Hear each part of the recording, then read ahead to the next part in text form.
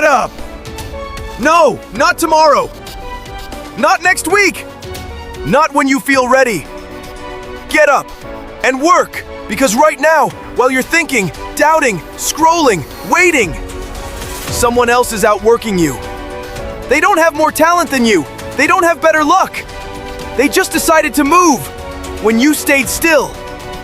Let me tell you something most people are afraid to admit. Your life is not hard because it's unfair. Your life is hard because you haven't worked hard enough. Consistently. And that truth hurts. But pain is honest.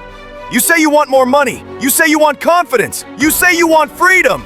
But your daily actions are voting against the life you say you want. You wake up tired. You check your phone.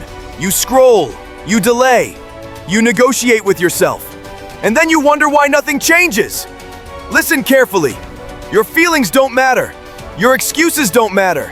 Your mood doesn't matter. Only your actions do. No one is coming to save you. No mentor, no boss, no miracle. This is on you. Once you accept that, you stop waiting. You stop complaining. You stand up. You lock in. You work. You don't become strong by watching videos.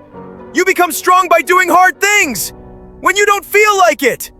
Stop waiting to feel inspired. Action comes first. Results come later. If you can work without applause, you are dangerous.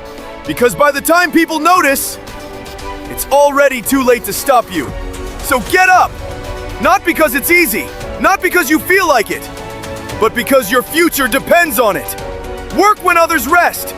Work when others quit. And one day, you'll live a life others only talk about. Get up and work.